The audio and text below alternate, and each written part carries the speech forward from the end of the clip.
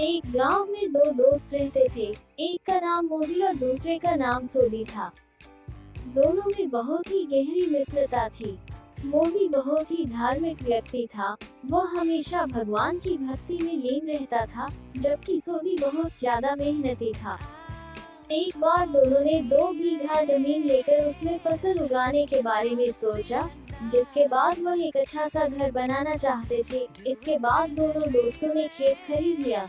सोहन दिन रात खेत में मेहनत करता और मोदी मंदिर में बैठकर फसल अच्छी होने के लिए भगवान से प्रार्थना किया करता। इसी तरह से समय बीतता गया और कुछ दिन बाद फसल पक गई। फसल पकने के बाद उसकी कटाई करके उसे बाजार में जाकर बेच दिया। इसके बाद उन्हें अच्छा पैसा मिला। इस पर सोदी ने कहा कि इसमें से मेरा ज्यादा हिस्सा है, क्योंकि मैंने दिन रात एक करके खेत को खाद पानी देकर फसल उगाई है। लेकिन यह बात सुनकर मोदी गुस्सा हो जाता है और कहने लगता है कि धन का ज्यादा हिस्सा मुझे मिलना चाहिए, क्योंकि मैंने अपने खेत में अच्छी फसल होने के लिए भगवान से प्रार्थना की है।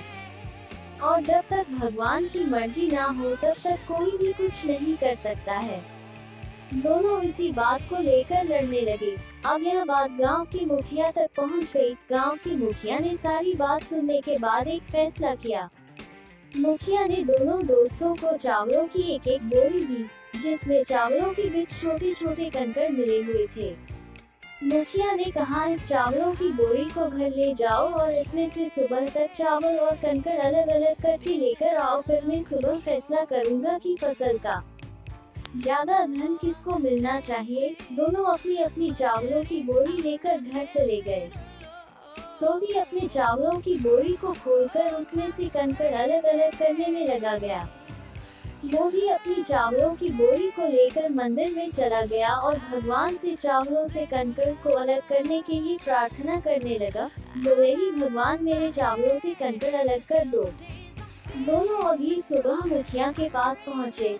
सोदी ने तो पूरी रात जागकर चावलों से एक एक करके सारे कंकड़ अलग कर दिए। इस पर मुखिया बहुत खुश हुआ और मोदी ने अपनी बोरी मंदिर से ले जाकर ऐसी की ऐसी मुखिया के सामने रख दी और मुखिया से बोला, आप बोरी को खोलकर देख लीजिए। मुझे भगवान पर पूरा विश्वास है कि इस चावल की बोरी से सारे कंकड़ निकल चुके होंगे। लेकिन जब मुखिया ने चावलों की बोरी खुलवाई तो देखा सारे कंकड़ चावलों के बीच ही मौजूद थे।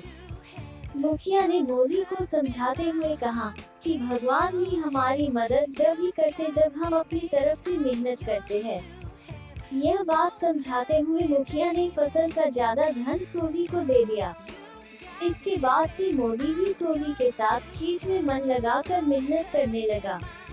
इस बार इनके खेत में और भी ज्यादा अच्छी फसल हुई। कहानी हमें सिखाती है कि हमें कभी भी पूरी तरह से भगवान के भरोसे पर नहीं बैठना चाहिए, क्योंकि भगवान भी हमारी सहायता तभी करते हैं जब हम अपनी तरफ से मेहनत करते हैं।